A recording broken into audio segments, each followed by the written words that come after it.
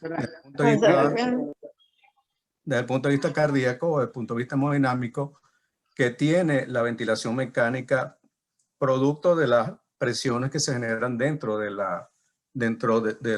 pulmón. Así que, bueno, a ustedes muchas gracias. Espero algún día estar en esa bella ciudad de Cuenca. Este es nuestro hospital. Es un complejo hospitalario de varios hospitales, están juntos, el Western Medical Center, en Columbus, Ohio. Este hospital, que es el Dobbs, lo traigo a colación y lo pongo allí porque en este hospital es donde tratamos los pacientes con ventilación mecánica prolongada. Pacientes que en cuidado intensivo ya tienen 2 o 3 semanas de ventilación pulmonar, su problema pulmonar ha mejorado y lo que queda es una descontinuación de la ventilación mecánica prolongada, pasan a este hospital. En ese hospital continúan su proceso de descontinuación y luego todo el proceso de rehabilitación pulmonar. Este es parte de nuestro complejo hospitalario que está en el este de la ciudad. Es también un centro de trauma tipo 1, en el nivel 1, igual que este. Este tiene 3 helipuertos. Y este hospital está en construcción en este momento y va a ser anexado al lado de este hospital, que es el Hospital de Cáncer. Este hospital es de neurocirugía y columna. Este hospital es un hospital general donde está todo el departamento de anestesiología, hospital cardíaco, Ross, y este hospital. Este hospital va a estar anexo aquí con 800 camas. Comenzará a funcionar en 2023, Dios mediante. Y nos llevaría a nuestro hospital a tener 2.400 camas en total. No atendemos niños aquí, todos los niños se atienden en el hospital de niños, que es ese. Y bueno, comencemos en nuestra materia. Cuando ventilamos un paciente mecánicamente, producto de esta interdependencia o esta interacción cardiopulmonar, podemos tener 5 escenarios que son los escenarios más frecuentes. Primero, que haya una disminución del contenido de oxígeno debido a un desequilibrio ventilo-perfusional, que disminuye el gasto cardíaco por disfunción ventricular, que hay una utilización defectuosa del oxígeno por falla celular, y eso lo podemos ver, por ejemplo, sobre todo en sepsis, donde hay una falla de extracción de oxígeno, y hay una utilización muy defectuosa del oxígeno tisular. Una disminución del gasto cardíaco por hipovolemia y una disminución del contenido también de la sangre arterial, pero por anemia severa. Estos son escenarios que generalmente no se presentan individualmente, sino que hay diversas combinaciones de estos 5 escenarios en un solo paciente. Esto es sumamente frecuente.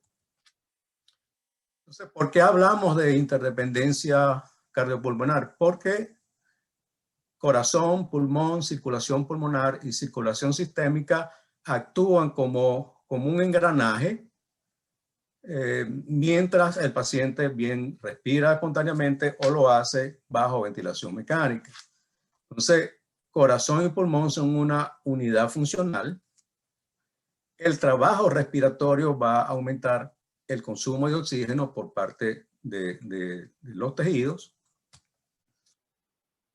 y sobre todo por parte del diafragma.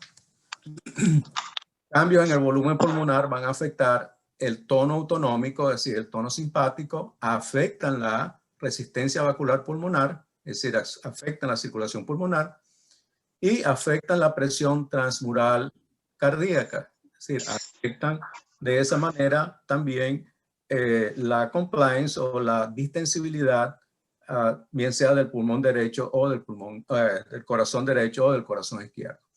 Y el aumento de la presión intratorácica va a comprimir el corazón, más el ventrículo derecho que el corazón izquierdo, pero también comprime los vasos pulmonares cuando hay una distensión del componente alveolar. Pues que repasemos un momento lo que son los componentes o cómo se compone todo el sistema que va a permitir el suministro de oxígeno. Por un lado, tenemos el componente hemodinámico, que está compuesto por precarga, que es el volumen de llenado diastólico final de cada ventrículo. La poscarga, que es la resistencia contra la cual, bien sea el ventrículo derecho o el ventrículo izquierdo, va a eyectar. Y la contractilidad, que es el recortamiento de la fibra miocárdica, ¿verdad? Sin embargo, junto con la frecuencia cardíaca van a determinar el volumen sistólico. El volumen sistólico, junto con la frecuencia cardíaca, van a generarnos el gasto cardíaco. Por otro lado, están los componentes de oxigenación, donde la hemoglobina va a ser el transportador de ese oxígeno. La saturación va a representar el oxígeno que está unido a la hemoglobina, y la PO2 va a representar el oxígeno que está disuelto en la sangre. Todos ellos van a formar el contenido de oxígeno que está disuelto en la sangre, y van a generar tanto el gasto cardíaco como el contenido de oxígeno, el suministro de oxígeno a los tejidos, o la entrega de oxígeno a los tejidos. Si lo vemos desde un punto de vista lineal, esto es lo que ocurre dentro del vaso, conteniendo todos los elementos del suministro de oxígeno, ¿verdad? La hemoglobina, el gasto cardíaco, la saturación arterial, la cantidad de agua disuelta en sangre, el contenido arterial, el contenido de oxígeno en sangre, y todos ellos pues van a determinar cuánto es la cantidad de oxígeno que va a suministrarse a los tejidos. El corazón está contenido dentro de una cavidad que comparte con los pulmones. Por eso es que se le ha denominado que es una cámara de presión dentro de otra cámara de presión. Es decir, una cámara de presión porque está limitada por el pericardio, dentro de otra cámara de presión que son los pulmones. Cuando utilizamos ventilación mecánica con presión positiva, pues esta presión a la que va a estar sometido el corazón va a ser muchísimo mayor que cuando el corazón está, que cuando se está ventilando mecánicamente. Entonces vemos que el corazón es un órgano que, si bien funciona en paralelo, se comunica entre sí en serie. Y esto, digamos que esta representación esquemática nos ayuda mucho a entender algunos de los procesos que se producen durante la ventilación mecánica y que afectan no solamente el pulmón, sino que afectan también el funcionamiento cardíaco. Desde un punto de vista pulmonar, digamos así, vamos a recordar algunas de las presiones que después vamos a estar mencionando durante toda esta charla. Por un lado, la presión transpulmonar determina el volumen pulmonar, es la representante de la expansibilidad o la expansión pulmonar o del colapso pulmonar. Es decir, ella va a determinar qué volumen pulmonar total van a tener va a tener ese órgano. La presión transpulmonar también depende de la compliance pulmonar. Y la compliance pulmonar es parte solamente de lo que se conoce como la compliance del sistema respiratorio, que es la distensibilidad del pulmón y la distensibilidad de la caja torácica. La presión transpulmonar va a estar generada por la presión pleural y la presión intraalveolar. En condiciones de respiración espontánea, recuerden que la presión intrapleural se hace más negativa, con lo que disminuye la presión transpulmonar. Pero cuando ventilamos con presión positiva, donde la presión intrapleural se hace más positiva o menos negativa de lo que generalmente es, pero generalmente dependiendo de la presión intrapulmonar, va a tener un valor positivo y se suma al valor que va a tener la presión intraalveolar. De tal manera que cada vez que expandimos los pulmones con una presión positiva, pues vamos a estar aumentando la presión transpulmonar y la presión intratorácica.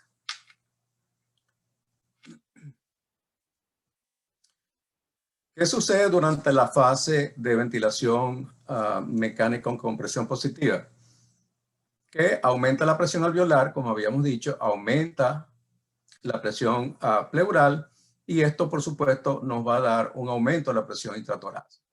Desde un punto de vista práctico, la presión intratorácica es equivalente a la presión media de la vía aérea que nos las va a dar el ventilador. Así que los cambios en la presión alveolar y en la presión pleural dependen mucho de la compliance del sistema respiratorio. Es decir, si tenemos unos pulmones que están llenos de líquido por un distrés respiratorio del adulto, por ejemplo, y tienen una baja compliance, eso va a disminuir la compliance del sistema respiratorio. Igual que si tenemos algún problema que restringe la expansibilidad de la caja torácica, también va a afectar la distensibilidad o la compliance del sistema respiratorio. ¿Qué sucede en el distrés respiratorio del adulto clásico?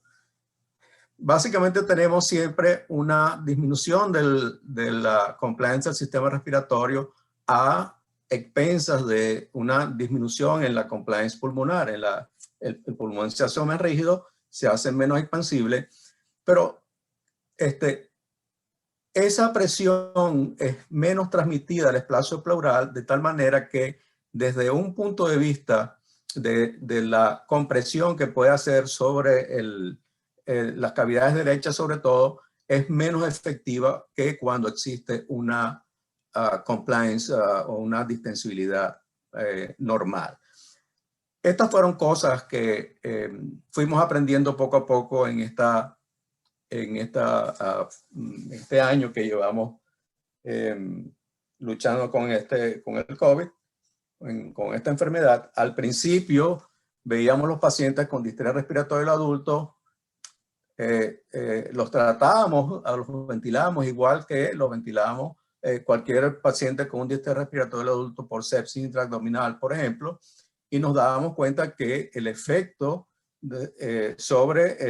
hemodinámico que obteníamos con este modo de ventilación era mucho mayor que el que obteníamos o que veíamos con el distrés respiratorio clásico, porque a pesar de que teníamos pulmones con vidrio esmerilado, con imágenes de vidrio esmerilado, pacientes con una PO2 muy baja, una saturación muy baja de oxígeno, ellos podían ventilarse con presiones normales. Y esto lo aprendimos poco a poco, también con la información que recibíamos de otros centros, de otros países. Pero, ¿qué era lo que sucedía? Porque estos pacientes estaban hemodinámicamente tan inestables. Bueno, porque estábamos afectando mucho esa interdependencia cardiopulmonar por un aumento en las presiones intrapulmonares por sobredistensión alveolar. Entonces, ¿qué sucede cuando un paciente tiene un volumen pulmonar bajo? Por ejemplo, tiene un paciente con mucho colapso pulmonar por atelectasias, paciente con una neumonía bilateral que tiene un territorio pulmonar atelectático o con colapso alveolar muy extenso, que aumenta la resistencia vascular pulmonar, y esto es uno de los elementos que vamos a estar repitiendo durante este tiempo. Ahora, ¿por qué aumenta la resistencia vascular pulmonar? Porque al disminuir el volumen pulmonar, donde existe el colapso alveolar, se va a activar la vasoconstricción pulmonar hipóxica, que es un mecanismo reflejo, y además hay tortuosidad de los vasos pulmonares, lo cual resulta en un aumento de la resistencia vascular pulmonar. Sin embargo, podemos también afectar tremendamente la resistencia vascular pulmonar con volúmenes pulmonares altos. Es decir, si nosotros ventilamos a un paciente por encima de su capacidad vital, de su capacidad residual funcional, ¿verdad? Hiperventilamos aquí hay un error, nosotros hiperdistendemos el colapso, el alvéolo. Este alvéolo va a aprisionar los vasos intraalveolares, produciendo un aumento de resistencia pulmonar. Ahora bien, ¿cómo afectamos, cómo se afecta el flujo sanguíneo pulmonar? Es importante recordar que el flujo sanguíneo pulmonar va a depender de la presión media de la arteria pulmonar menos la presión de la aurícula izquierda. Es decir, el principio y el final del árbol pulmonar vascular. Entonces, como es bastante a veces difícil tener todos los elementos que nos permitan medir todos los parámetros desde el punto de vista circulatorio, podemos decir que la presión de perfusión pulmonar es igual a la presión arterial media de la arteria pulmonar. Ahora, ¿qué factores se van a conjugar para aumentar el flujo sanguíneo pulmonar?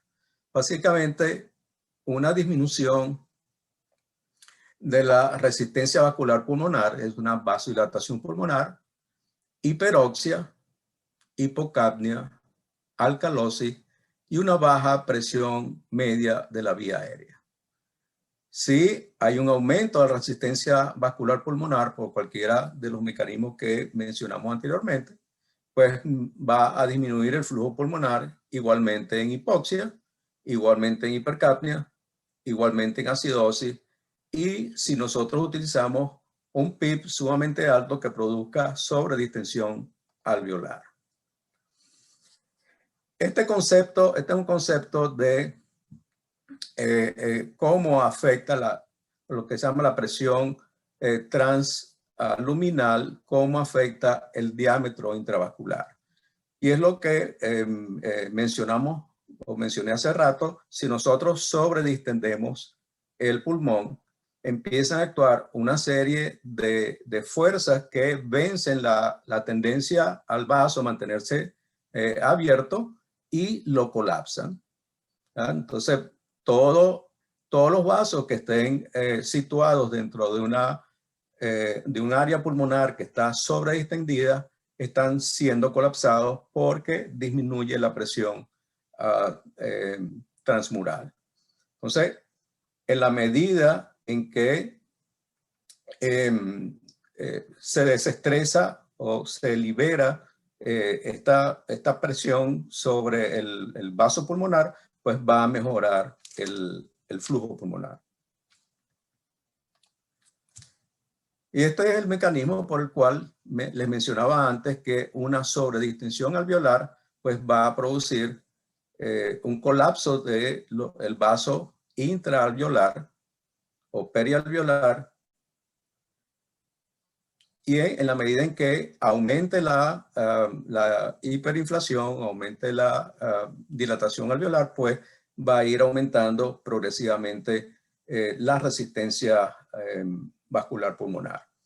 Aquí vemos también, esto es un ejemplo mucho más gráfico, vemos cómo los vasos que están situados dentro en el espacio interalveolar van a ser bastante más afectados cuando se sobredistiende el alveolo. Fíjense este alvéolo se ha distendido, presiona o ejerce presión sobre el vaso alveolar y va a provocar un aumento de la resistencia vascular pulmonar. Sin embargo, no ocurre así en los vasos extraalveolares, ¿verdad?, que no van a afectar la resistencia vascular pulmonar. De tal manera que hay que tener mucho cuidado. Por ejemplo, durante todo este año hemos visto que los pacientes con distrés respiratorio del adulto por COVID-19 presentan muy tempranamente hipertensión pulmonar. Y presentan hipertensión pulmonar porque hay muchos factores que lo van a disparar, que lo van a producir. Por un lado está la vasoconstricción pulmonar hipóxica de los alvéolos que están perfundidos pero no ventilados. Es decir, un aumento del cortocircuito intrapulmonar.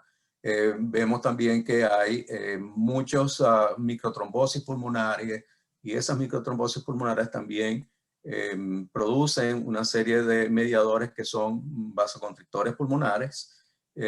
Tenemos además, si sobredistendemos o ventilamos con volúmenes elevados o PIP muy elevada, vamos a tener el elemento de constricción mecánica de los vasos alveolares. De tal manera que son muchos los factores que vamos a ver en este tipo de pacientes con distrés respiratorio del adulto, el paciente con clásico o el paciente con distrés respiratorio de COVID.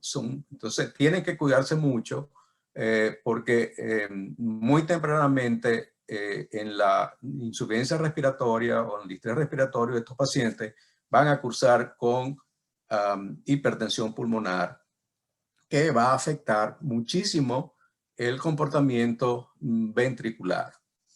Ya lo vamos a ver, parte de este trabajo interdependiente que ejercen pulmón y corazón. De tal manera que este es el ejemplo más, digamos, más claro, el ejemplo más patente de cómo un evento que se está originando dentro del pulmón va a afectar la hemodinamia sistémica del paciente.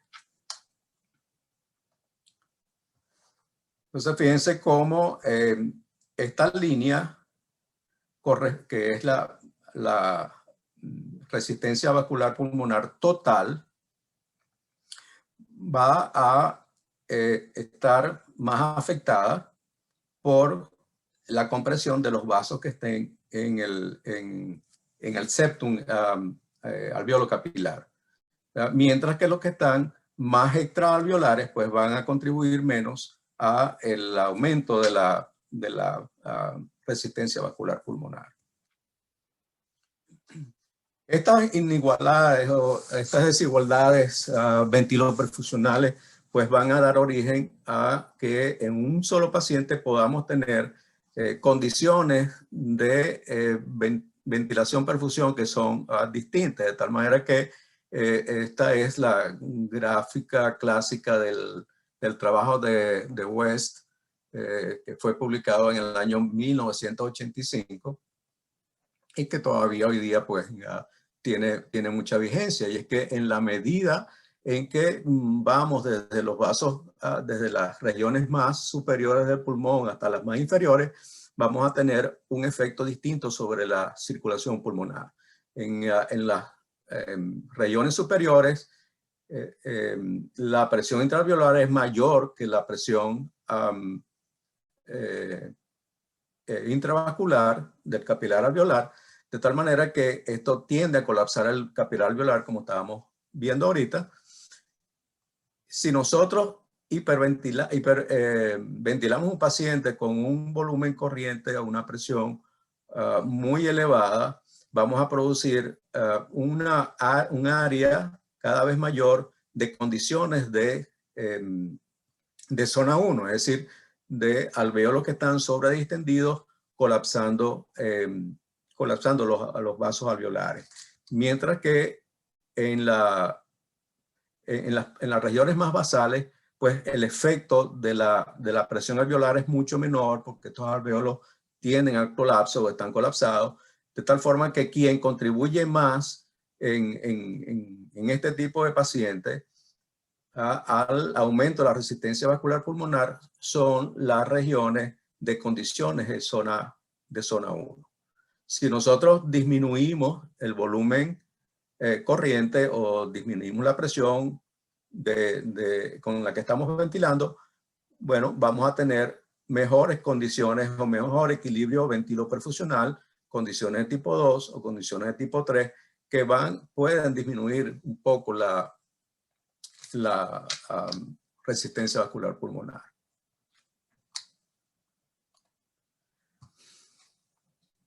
Este estudio que fue publicado en el año 2004, pues nos ejemplifica muy bien una situación que vemos con mucha frecuencia en pacientes con distrés respiratorio adultos que están siendo ventilados con presión positiva. Y esta es cómo es la respuesta a la hipoxemia. En este caso, podemos ver cómo en la medida en que el paciente se ventila en condiciones de hipoxemia eucápnica, es decir, hay hipoxemia, pero el CO2 expirado se mantiene normal. Vemos como en la medida en que pasan las horas, pues va aumentando la resistencia vascular pulmonar hasta que se mantiene un valor más o menos plató, pero siempre elevado con respecto al valor basal. Este también es un caso donde fíjense cómo este paciente también es ventilado en condiciones de hipoxemia, pero mantiene un nivel de CO2 normal. En la medida en que pasa el tiempo, pues ese paciente va a mantener elevada la resistencia vascular pulmonar. Esta gráfica nos muestra, en el mismo estudio que les mostré anteriormente, nos muestra cuál es la respuesta a la hipercapnia. Entonces vemos que la hipercapnia tiende también a aumentar la resistencia vascular pulmonar. Esta línea del medio es una línea de un paciente que está ventilado en condiciones de normocapnia normóxica, es decir, una PO2 normal, tiene una oxigenación normal. Y aquí es un paciente con, hipocapnia eúxica, es decir, una PO2 normal con una PCO2 muy baja. Esto es muy importante, estas dos gráficas son muy importantes porque ya les mencioné que el paciente con distrés respiratorio adulto, sobre todo en sepsis, en COVID, va a tener una resistencia vascular pulmonar muy elevada y que esta hipertensión pulmonar puede agravarse si el paciente persiste con PO2 muy baja, persiste muy hipoxémico, ¿verdad? O persiste o está muy hipercápnico. De tal forma que si bien la hipercapnia permisiva es un modo de ventilación que hoy día es aceptado, tenemos que tener mucho cuidado hasta dónde nosotros permitimos el CO2, porque en la medida en que ese paciente no solamente esté hipoxémico, sino que también esté hipercárbico, va a seguir aumentando o va a seguir manteniendo una hipertensión pulmonar. Ahora, ¿cuáles son las repercusiones desde el punto de vista hemodinámico que esta hipertensión pulmonar va a tener? Bueno, son muchísimas y muchas veces vemos pacientes, nosotros hemos visto muchísimos pacientes durante este año. Nuestro censo diario de pacientes en cuidado intensivo era cercano a 200 pacientes diarios. En todas las 8 unidades de cuidado intensivo que tiene el hospital tenemos 220 camas y en ocasiones casi las 220 camas estaban ocupadas por pacientes de COVID. De tal forma que hemos podido observar esta situación muchísimas veces.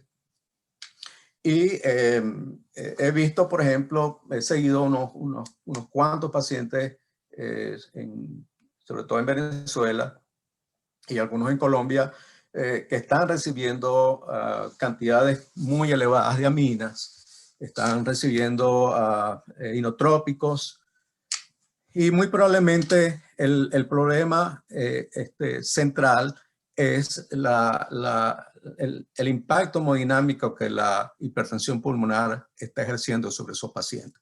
Mientras no liberemos la hipertensión pulmonar, esos pacientes no van a mejorar su comportamiento hemodinámico. Y ya vamos a ver por qué. De tal manera que a veces me ha sorprendido muchísimo cómo muchos de estos pacientes están siendo ventilados y están siendo tratados sin un monitoreo hemodinámico adecuado, un monitoreo hemodinámico que permita no solamente determinar presiones, sino que permita determinar resistencias, permita determinar índices de flujo, índices de oxigenación y, por supuesto, los índices hemodinámicos. De tal forma que ningún paciente con ventilación mecánica o que requiera ventilación mecánica por un problema pulmonar, básicamente debe manejarse sin un buen monitoreo hemodinámico. Igualmente, es muy importante que esos pacientes no solamente se monitoreen hemodinámicamente o con hemodinamia invasiva, por ejemplo, sino que también podamos ver cuál es el funcionamiento en tiempo real, tanto del corazón como del pulmón, mediante ecografía. Entonces, no olvidar que todo paciente hipoxémico y todo paciente hipercárdico va a tener un aumento de resistencia vascular pulmonar que puede agravar tremendamente una hipertensión pulmonar aguda que ya estaba instalada por otros factores. Aquí vemos cómo la disminución de la PO2 pues va a aumentar la resistencia vascular pulmonar. No solamente la disminución del PO2, sino que vean cómo también con la disminución de un pH aumenta también la resistencia vascular pulmonar. Este otro concepto también es importante conocerlo, que es el concepto de la presión transmural. La presión transmural va a ser la presión que va a definir el llenado y la distensión, no solamente de las cavidades cardíacas, sino también la de los vasos. En la medida en que se ejerza una presión sobre una cavidad, es decir, que la presión que está alrededor de un vaso o alrededor de la cavidad, pues aumente, disminuye la presión transmural. Al disminuir la presión transmural, disminuye también la capacidad de distensión, la compliance, no solamente de una cavidad cardíaca, sino también de un vaso. Y es el mismo concepto que habíamos visto antes cuando le mostré el efecto de la presión circundante sobre los vasos pulmonares. Este concepto es importante porque fíjense, este corazón va a estar dentro de una cavidad, una doble cavidad de presión, y vemos que en el caso de las cavidades cardíacas, quienes constituyen la presión circundante que va a alterar la presión transmural, el pericardio y la presión intratorácica. De tal forma que, en cambio, sobre los vasos intratorácicos va a ejercer su efecto sobre todo la presión pleural.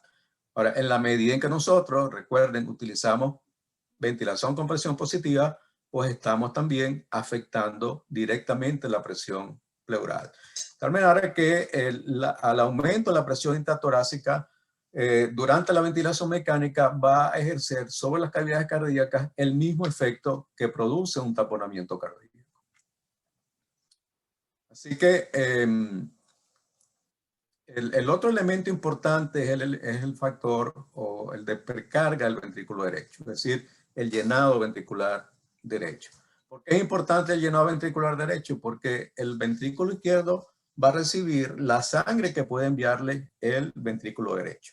Si usted podrá tener un paciente hipovolémico, pero si ese paciente además tiene hipertensión pulmonar, va a ser muy difícil que en la medida en que se le administre más líquido, el corazón izquierdo vaya a recibir suficiente precarga, porque el corazón derecho no es capaz de vencer la poscarga que le genera un aumento de resistencia vascular pulmonar. Entonces, la precarga es el estrés por estiramiento máximo de la pared ventricular cuando al fin de la diástole, porque es cuando se llenan las cavidades cardíacas durante la fase de diástole. Entonces, llamamos precarga al volumen diastólico final de cada ventrículo. En el caso del ventrículo derecho, el volumen al fin de la diástole del ventrículo derecho. ¿Por qué el fin de la diástole? Porque es donde se obtiene el estiramiento máximo del miocardio de cada cavidad, que va a generar la fuerza de contracción. Entonces, los cambios de presión en el circuito circulatorio extratorácico, es decir, aorta, venas cavas, va a afectar el llenado de la aurícula derecha. Lo vamos a ver cómo. Ahora, ¿qué sucede durante la inspiración espontánea? Durante la inspiración espontánea disminuye la presión intratorácica. Esto aumenta la presión transmural del ventrículo derecho.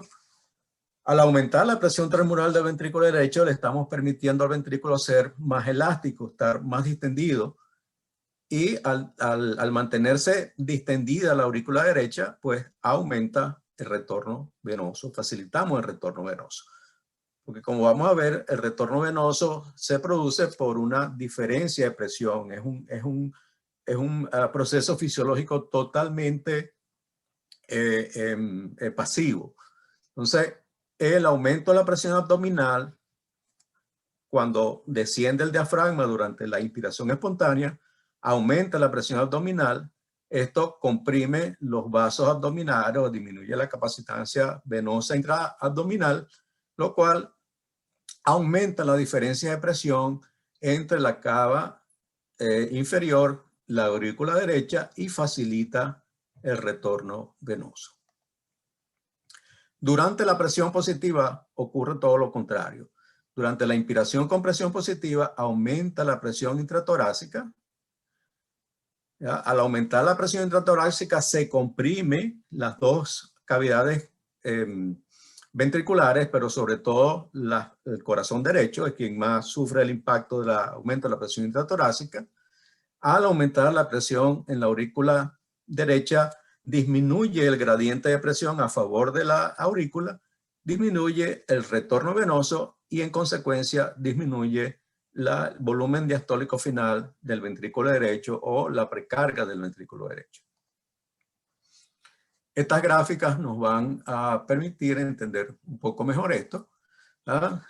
Esta sigla PSV es la presión venosa sistémica. La presión venosa sistémica es la que viene de regreso hacia el corazón desde los vasos abdominales, desde la cava inferior y de la cava superior hacia la aurícula derecha.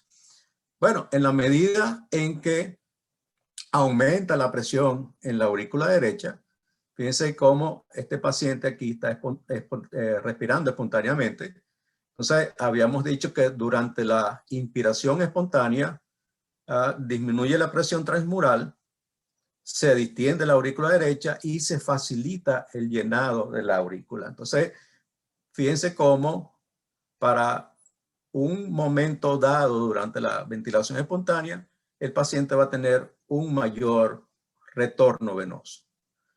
En cambio, la presión positiva aumenta la presión, fíjense, aumenta la presión en la aurícula derecha, con lo que disminuye el retorno venoso porque se ha disminuido también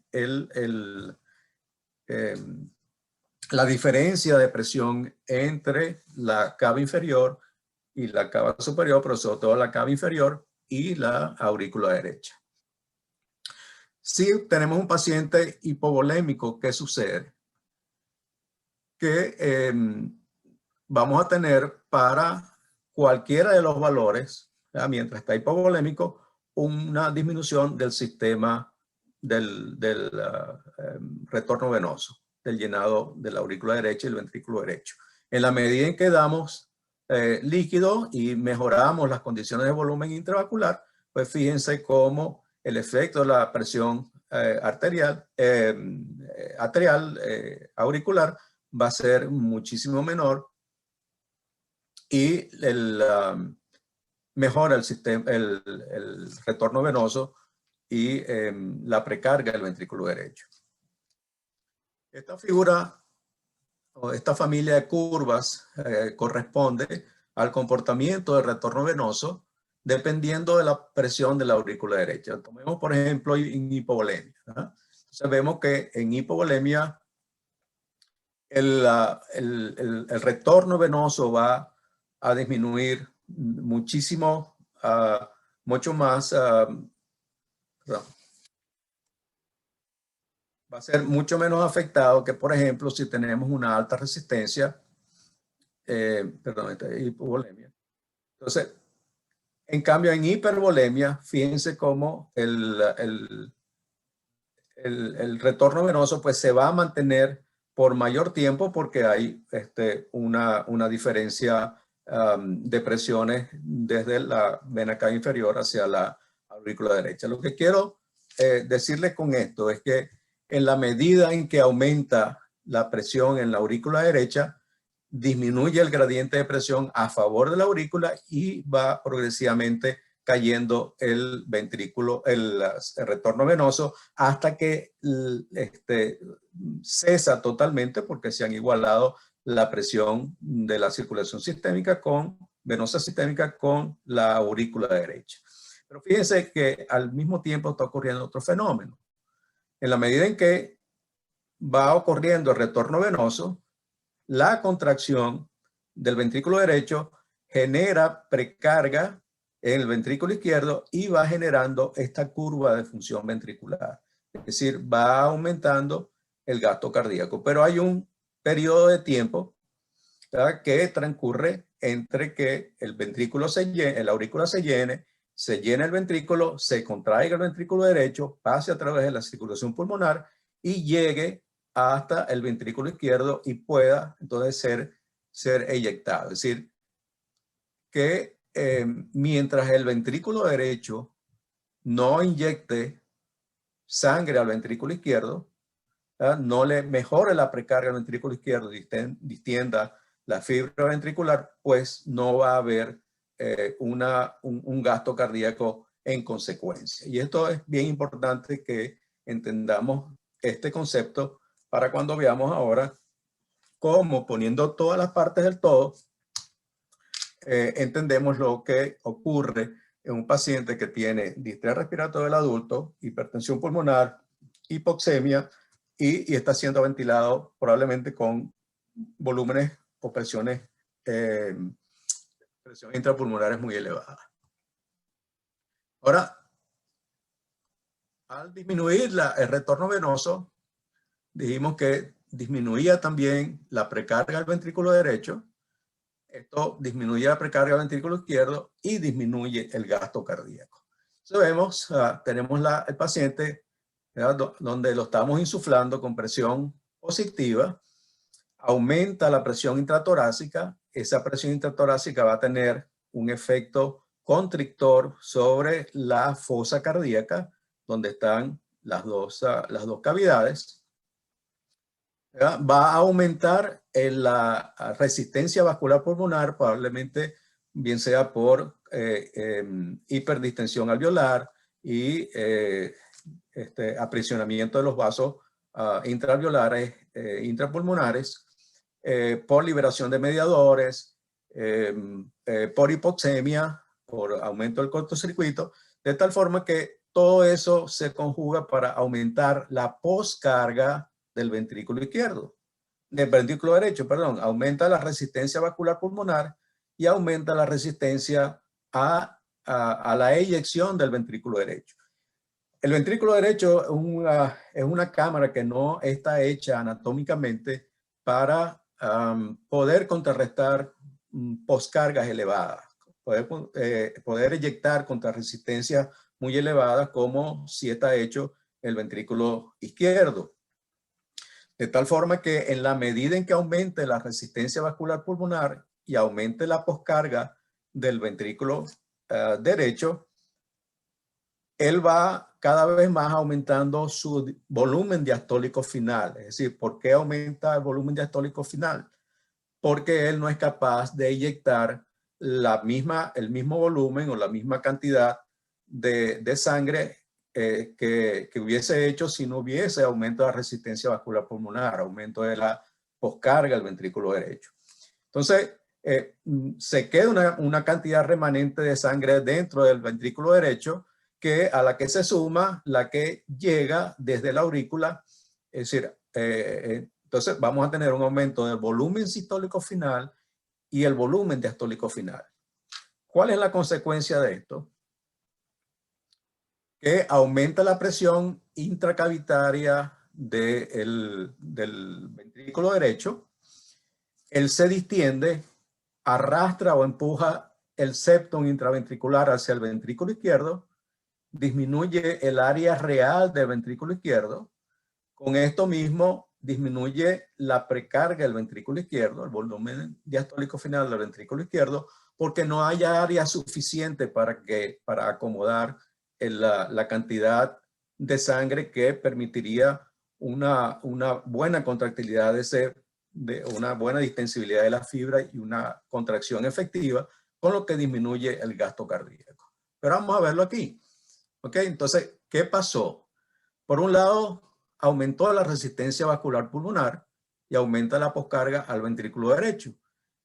El ventrículo derecho se hace menos suficiente, disminuye su contractilidad, va quedando sangre remanente al fin de la sístole, se distiende con la sangre que llega de la aurícula al fin de la diástole, se va distendiendo, aumenta la presión intracavitaria y comienza él a empujar el septum interventricular hacia el ventrículo izquierdo, con lo que disminuye el área real del ventrículo izquierdo y disminuye entonces la precarga del ventrículo izquierdo y en consecuencia el gasto cardíaco.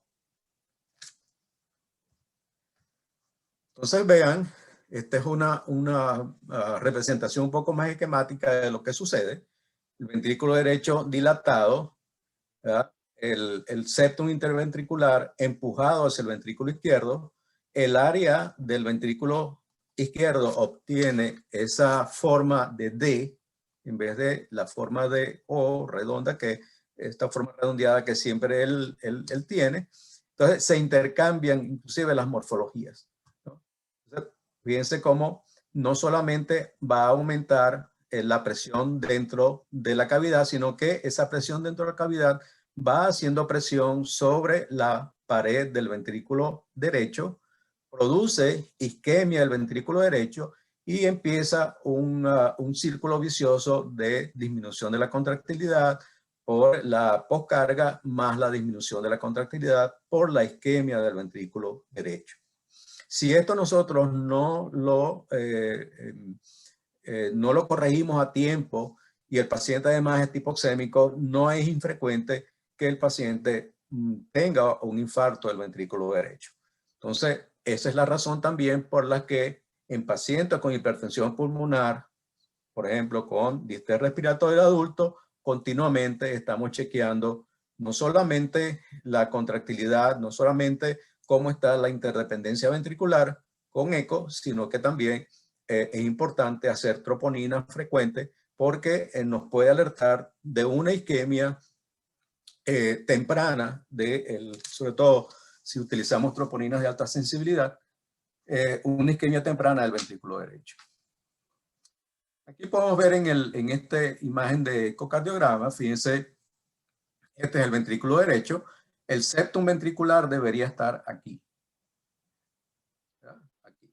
Entonces vean cómo la dilatación del ventrículo derecho ha empujado el septum intraventricular hacia el ventrículo derecho, produciendo una disminución del área real del ventrículo izquierdo. Entonces vemos un ventrículo derecho que es morfológicamente más grande que el ventrículo izquierdo. Estas son las cosas que uno debe vigilar diariamente en los pacientes con ventilación mecánica, distrés respiratorio adulto, y nos ayuda a determinar qué grado de hipertensión pulmonar puede estar este paciente. ¿Cómo puedo yo corregir esto?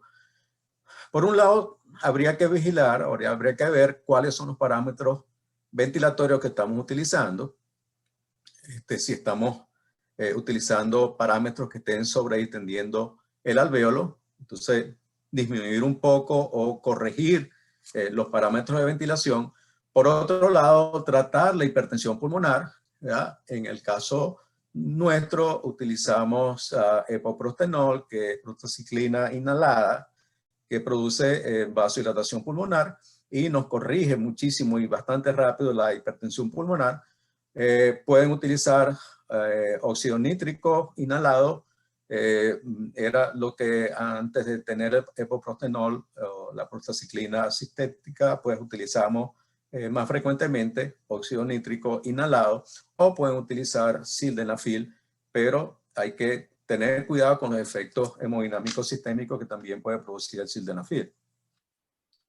Entonces, ¿cuál es el cuadro completo que podemos tener en un paciente con distrés respiratorio del adulto, alto requerimiento de oxígeno, PIB elevado, presiones elevadas e hipertensión pulmonar?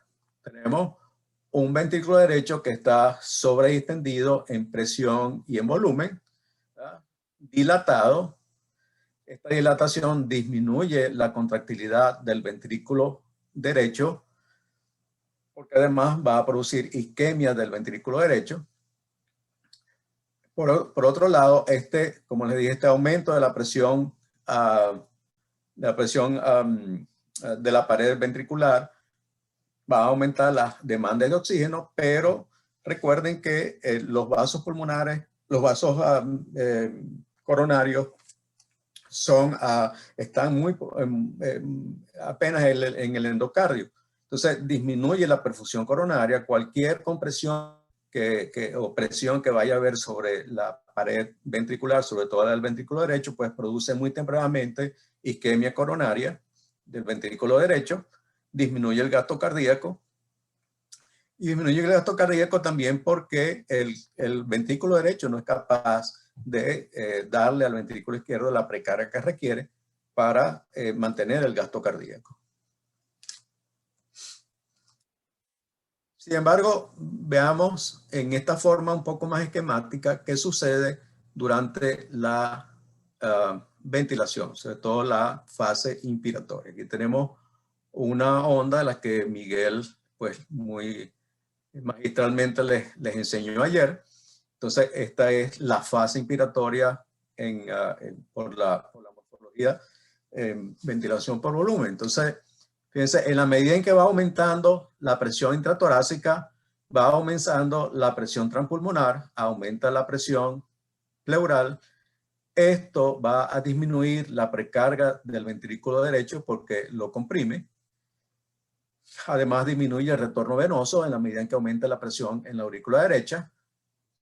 Disminuye la poscarga del ventrículo izquierdo porque el derecho no es capaz de aportarle suficiente volumen. El aumento de la poscarga del ventrículo derecho por hipertensión pulmonar contribuye aún más a que disminuye el volumen sistólico del ventrículo derecho, disminuya más la precarga del ventrículo izquierdo.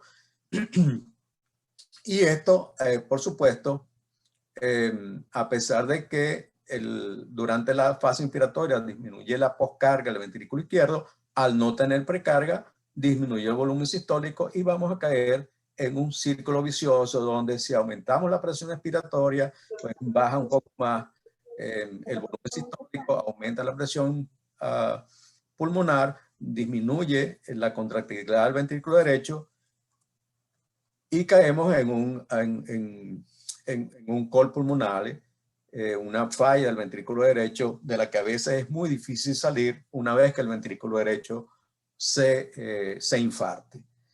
Un ventrículo derecho isquémico o infartado es totalmente inefectivo. Es decir, muchos de estos pacientes requieren de ayuda ventricular externa, ayuda ventricular mecánica, porque su ventrículo izquierdo isquémico o infartado pues no es capaz de dar suficiente precarga bajo ninguna circunstancia al ventrículo izquierdo. Cuando utilizamos métodos hemodinámicos para medir pues, gasto cardíaco, presiones y resistencia, vemos una, y ustedes lo pueden visualizar muy fácilmente también en la onda pletismográfica, como durante la inspiración disminuye la altura de la onda de pulso, mientras que durante la expiración aumenta un poco más la onda de pulso, ¿verdad? Ahora, ¿por qué sucede esto? O sea, vemos que al comienzo de la inspiración disminuye y al final de la inspiración aumenta, porque esto va a coincidir con el transporte de volumen desde el ventrículo derecho hasta el ventrículo izquierdo, ¿verdad? Que va a ocurrir mejor durante la fase expiratoria, y el mayor volumen sistólico lo vamos a encontrar generalmente al final de la fase inspiratoria. En la medida en que esta diferencia sea mayor, nosotros una de las cosas que tenemos que pensar es en hipovolemia, pero también en falla ventricular derecha. Entonces fíjense cómo una vez que el ventrículo derecho se contrae, hay más o menos 2 o 3 latidos que en lo que tarda ese volumen en llegar a la aurícula izquierda y al ventrículo derecho, y es cuando vemos que al saliendo la sangre del ventrículo derecho, disminuye el pulso, pues todavía, o la altura del pulso, pues todavía no ha llegado suficiente sangre a la aurícula derecha, ¿verdad? Para dar un adecuado volumen diastólico fenal al ventrículo izquierdo, una adecuada precarga, y que aumente el volumen sistólico. Entonces, esas variaciones que vamos a ver con el ciclo respiratorio mecánico es muy importante, no solamente observarlas, por ejemplo, en un vigileo o un IBMIL que nos da todos estos parámetros, y sobre todo nos puede medir precarga en base a las diferencias en la altura y volumen sistólico en base a la diferencia de la altura de la onda de pulso, sino que también algo tan sencillo como la onda pletismográfica nos puede dar muchísima información. Entonces, con esto quería ya prácticamente terminar, y es que la hipertensión pulmonar severa que vemos sobre todo en el COVID-19 nos lleva a una insuficiencia no solamente respiratoria con hipoxemia refractaria, sino que nos compromete muchísimo el funcionamiento del ventrículo derecho, lo cual nos lleva muchas veces a que la única solución de esos pacientes sea colocarlos en un sistema de ECMO o de circulación extracorpórea, o lo que también llamamos soporte vital extracorpóreo. Con la imagen de Brutus, que es la mascota de Ohio State University, bueno, terminó en el día de hoy y quedó a la orden para cualquier pregunta que tengan al respecto. Gracias. Muchas gracias, doctor Echeverría, por su magistral conferencia. De verdad es un honor tenerlo acompañándonos en este curso. En este momento todos los participantes tienen